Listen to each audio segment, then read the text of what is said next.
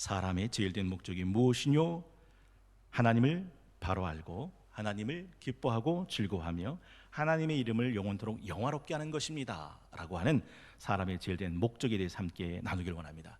이것은 개혁교회 신앙의 헌법이라 일컬어질 수 있는 웨스트민스터 신앙요리 문답과 우리 성동교회가 속해 있는 한국기독교 장로회 신앙요리 문답 1조 1항의 문항이기도 하고 답변이기도 하죠. 그런데 이게 중요한 것은 이게 웨스트민스터 우리 한국기독교 장로회 신앙요리이기 때문이 아니라 이것이 성경 속에 게시된 사람의 제일 된 목적이 되기 때문에 그렇다라는 거죠. 성경은 너희가 먹든지 마시든지 뭘 하든지 하나님의 영광을 위해 하라 말씀하십니다. 여러분 한번 생각해 보시겠어요? 로마서 1장 19절에 이런 말씀을 기억합니다. 하나님을 알만한 것이 그들 속에 보이는데 하나님께서 이를 그들에게 보이셨는데 창세로부터 그의 보이지 아니하는 것들 곧 그의 영원하신 능력 신성이 하나님이 만드신 만물에 분명히 보여 알려졌다 하시는데 한번 생각해 보세요. 하나님이 만드신 피조물 만물 속에 하나님의 능력과 신성이 그대로 드러나 있다면 하나님의 형상으로 만들어 놓은 인간 속엔 무엇이 들어있을 거라고 생각이 되세요? 하나님의 분명한 목적이 있어요. 여러분, 내가 왜 사람의 제일 된 목적이 무엇이뇨? 라는 물음에 답을 갖고 살아야 되냐? 거긴 분명한 이유가 있어요. 물고기가 물 속에 살아야 살 수 있는 것처럼 사람이 사람 된 제일 목적이 무엇인지를 알고 그 목적 속에 살아야 제대로 살 수 있기 때문에 그렇다라는 거죠. 목사님, 저는 여지까지 그렇게 안 살았는데요. 물론 그렇습니다. 그렇게 안 살아도 사라지는 게 세상입니다. 근데 잊지 마십시오. 사람의 제일 된 목적을 모르고 얼마든지 살아갈 수 있지만 그건 중환자실에 호스 꽂고 죽는 날을 기다리며 숨만 쉬고 살아가는 중환자와 다르지 않다라고 말해도 과언이 아니다라는 거죠. 여러분, 이 세상에 존재하는 모든 것에는 존재하는 그 목적이 있습니다. 그걸 잊으시면 안 돼요. 목적이 있다. 목적이 있다. 인간이 만든 자동차에는 2만 개 되는 부품이 있습니다. 비행기에는 10만 개의 부품이 있고요. 얼마 전에 우리나라가 쏘아올린 누리호에는 37만 개의 부품이 있습니다. 나사 하나, 전선 하나, 버튼 하나, 부품 하나하나가 그냥 있는 게 아니라 꼭 있어야 했기에 그 자리에 그렇게 있습니다. 목적과 기능이 있기 때문에 그렇습니다. 생각해 보십시오. 그 자동차도 그 비행기도 그 나로우도 분명한 목적과 이유와 기능이 있어 만들어졌다면 하나님의 형상을 닮은 인간이 아무렇게나 만들어졌을 거라고 생각하십니까? 인간의 세포수는 10만 개도 아니고 37만 개도 아닙니다. 자그만치 6조입니다. 아니죠.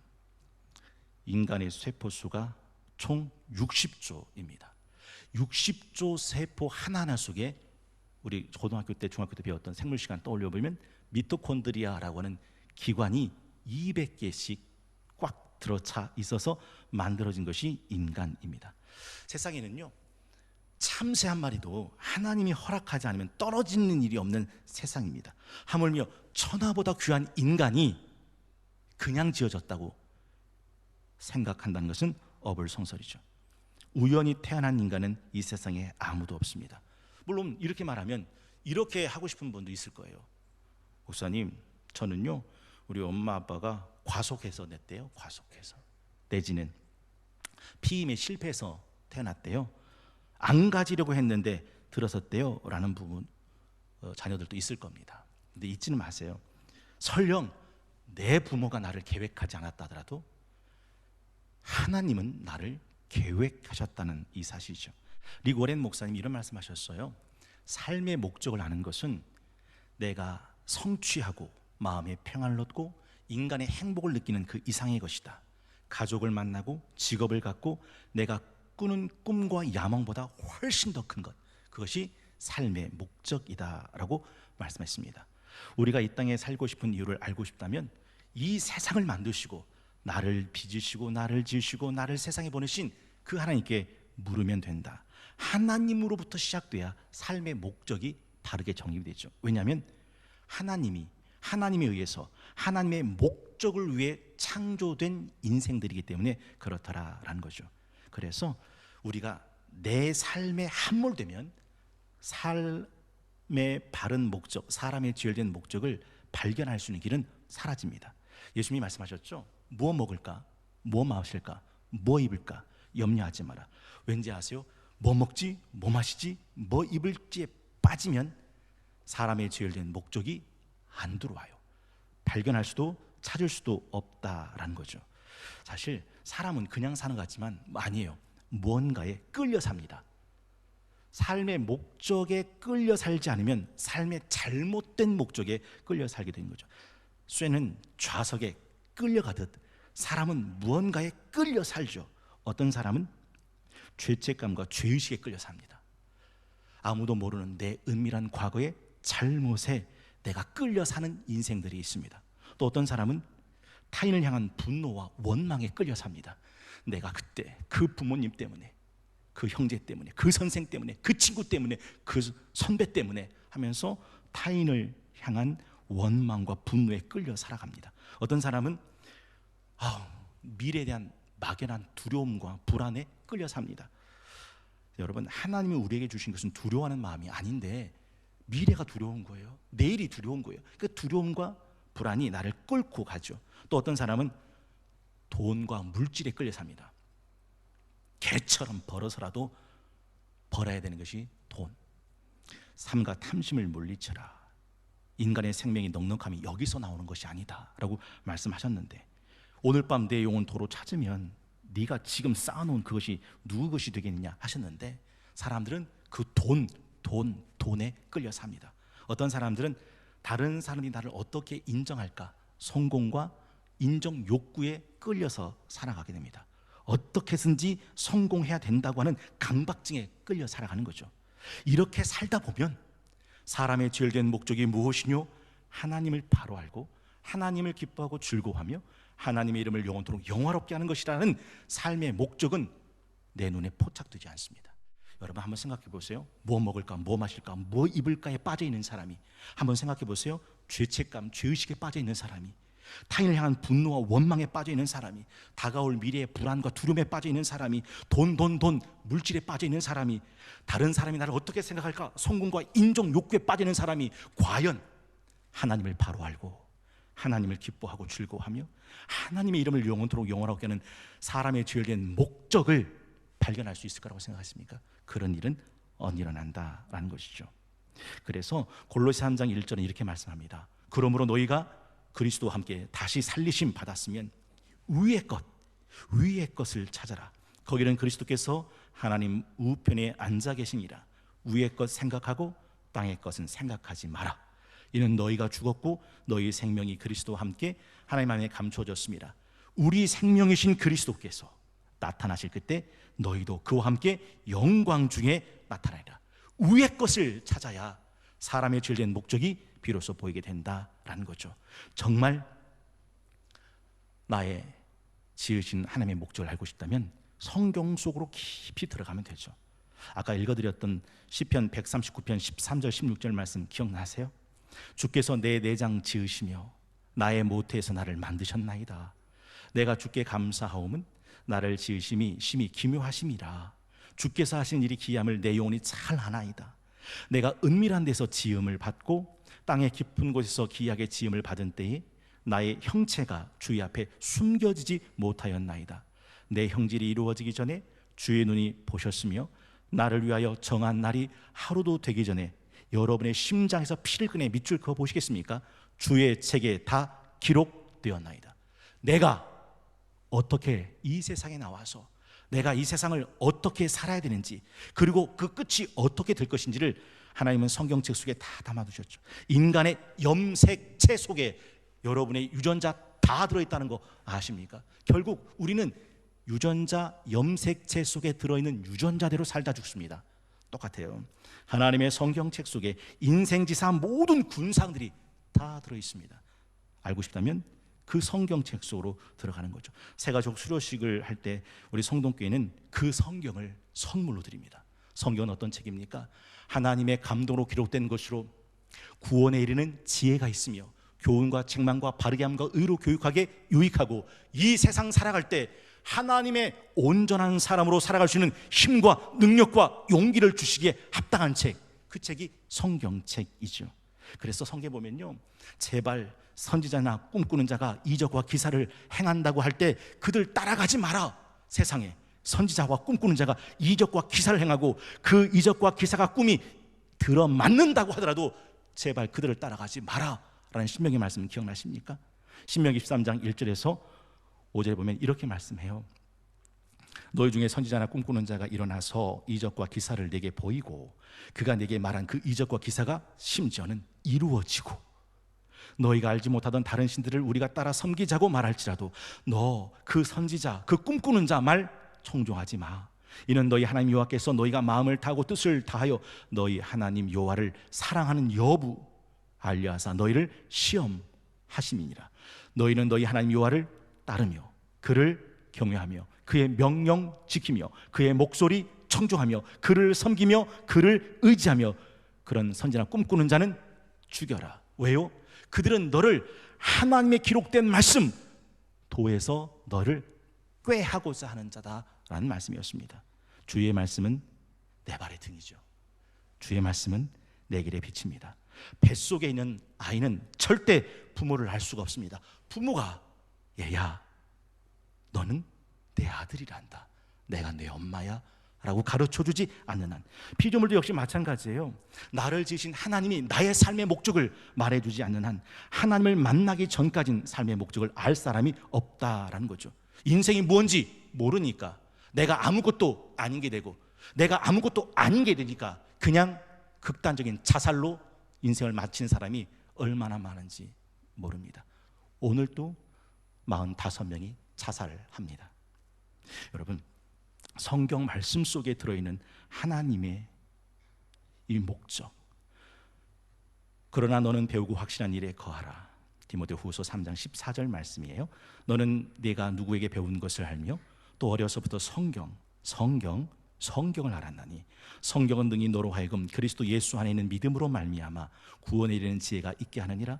모든 성경은 하나님의 감동으로 된 것으로 교훈, 책망, 바르게 함과 의로 교육하게 유익하니 이는 하나님의 사랑으로 온전하게 하며 모든 선한 일을 행할 능력을 갖추게 하려 하심이라. 그리고 여러분, 정말 여러분이 하나님 내가 어떻게 살아야 되는 겁니까? 알고 싶다면 기억나시죠? 예레미야 강의 함께 나누신 분, 이를 행하신 여호와, 그걸 만들며 성취하신 여호와, 그의 이름을 여호와라 하는 이가 이와 같이 이르시되 넌 내게 부르짖으라. 내가 내게 응답하겠고 크고 은밀한 일 내가 너한테 보여주리라. 그걸 보여주시겠다고 약속하신 하나님께 구하는 것이죠.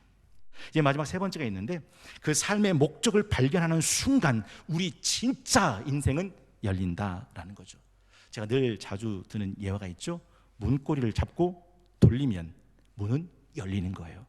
사람의 지어진 목적을 발견하면 그때부터 하나님이 내게 살게 하신 인생이 문이 활짝 열린다라는 거죠. 목적을 놓치면요, 바쁘게는 삽니다. 분주하게는 삽니다. 그런데 망합니다. 기억나세요? 마르다가 그랬잖아요. 바쁘고 분주하게 삶을 살지만 예수님이 하신 말씀이 뭡니까? 마르다야 마르다야, 네가 준비하는 것이 많아 마음이 분주하구나. 그러나 몇 가지만이라도, 아니 한 가지만도 족하다. 네 동생 마리아는 좋은 편을 선택했다. 한번 생각해 보십시오. 여러분 정말 바쁘고 분주하고 이리저리 방황하며 살고 계십니까? 아니면 하나님의 삶의 목적을 향해 올곧게 살아가고 계십니까? 인생의 최대의 비극이 뭔지 아세요? 살다 죽는 거요? 아닙니다. 인생의 최고의 비극은 왜 사는지 모르고 살아가는 겁니다. 삶의 목적 모른 채. 하나님이 계시다면 인생엔 목적이 있고, 하나님이 계시기에 인생엔 의미가 있고 가치가 있고 소중하다라는 거죠. 여러분, 하나님이 지성을 만들어 주셨습니다. 하나님이 감성을 만들어 주셨습니다. 하나님이 의지를 만들어 주셨습니다. 지정의의 목적이 뭔지 아세요? 내 지성이 하나님을 바로하는 것, 내 감성이 하나님을 기뻐하고 즐거워하는 것, 내 의지가 영원토록 하나님의 이름을 영원롭게 하며 살아가는 것, 이게 하나님이 우리에게 지정의를 주신 목적입니다. 그런데 사람이 타락하는 순간 내 지성, 내 감성, 내 의지는 완전히 망가져 버렸어요. 여러분, 타락이 뭔지 궁금하시면 오늘 집에 가셔서 커피 한 잔을 타셔가지고 자판기에다가 커피를 이렇게 부어보세요. 그리고 30초 후 자판을 쳐보세요. 어떻게 되는지 아세요? 끈적끈적한 커피가 자판을 먹통에 만듭니다. 제대로 박히는 게 없어요. 오타, 오류 나기 시작하면서 컴퓨터 전체가 제 기능을 잃어버립니다. 사람이 타락하게 되면 내 지성이 하나님을 바로 알고자 하는 지성이 먹통이 돼요. 내 감성이 하나님을 기뻐하고 즐거워하는 감성이 먹통이 돼요. 내 의지가 하나님을 영화롭게 하는 삶의 의지가 먹통이 돼요. 그리고 온통 세상의 향락과 쾌락과 육체의 정욕과 이 삶으로 망가져 간다라는 거죠. 오늘 읽었던 본문이 그 얘기죠. 하늘이여 들어라, 땅이여 귀를 기울여라. 여호와께서 말씀하시기를 내가 자식을 양육했거늘 그들이 나를 거역했다. 세상에 그 밈을 소도 그 임자를 아는데, 세상에 그 밈을 나귀도 그 주인의 구윤을 아는데, 세상에 내 지은 이스라엘 내 백성은 나를 알지 못하는구나.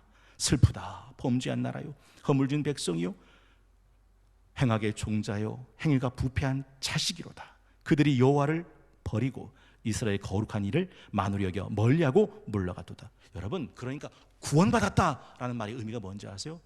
내 지성이 하나님을 알고자 하는 지성으로 바뀌는 거예요. 하나님을 아는 것, 목마른 사슴이 신의 물을 찾듯 내 지성이 하나님을 찾아 나서는 거예요. 구원받았다는 게 뭔지 아세요? 타락한 그 감성이 하나님을 기뻐하는 거예요. 하나님을 즐거워하는 거예요. 세상에 그 무엇인데도 하나님을 좋아하는 것과 바꿀 수가 없다 되는 거예요. 타락한 의지가 하나님의 이름을 영원토록 영화롭게 하며 살아가도록 내 의지를 복종시키는 거예요. 이게 구원받은 거예요. 근데 내가 내 지성이 하나님을 알고 싶지 않아.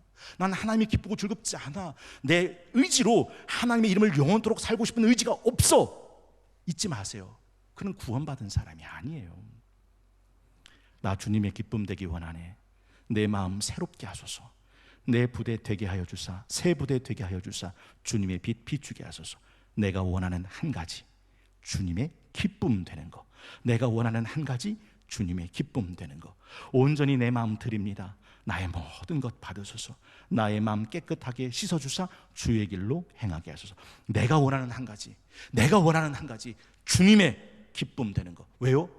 내 지성이, 내 감성이, 내 영혼이 구원받아서 하나님을 바로 알고 하나님을 기뻐하고 즐거워하고 하나님의 이름을 영원토록 영화롭게 하는 지정의가 되었기 때문에 그렇다라는 거죠. 여러분, 사람의 제일된 목적을 살게 되면요, 삶이 진짜 의미 있어져요. 여러분, 바쁘게 사세요? 하나님은 다 하셨어요. 사람의 제일된 목적을 놓치면 사람은 바쁘게 살아요. 그런데 이사야 55장 1절에 보니까 오라 너희 목마른 자들아 물로 나와, 돈 없는 자도 와라. 너희는 와서 사 먹되 돈 없이 값없이 와서 포도주와 젖을 사라. 너희가 어찌하여 양식이 아닌 걸 위해 은을 달아주고 배부르게 하지 못할 걸 위해 수고하느냐. 내게 듣고 들을지어다. 그리하면 너희가 좋은 걸 먹을 것이며 너희 자신들이 기름진 것으로 즐거움을 얻으리라. 사람의 제일된 목적을 발견한 순간 진짜 의미 있는 삶은 그때부터 시작되죠. 또 사람의 제일된 목적에 입각한 삶을 살게 되면 삶은 단순해지고 명료해집니다. 아까 말씀드렸잖아요. 마르다는 바쁘고 분주했어요.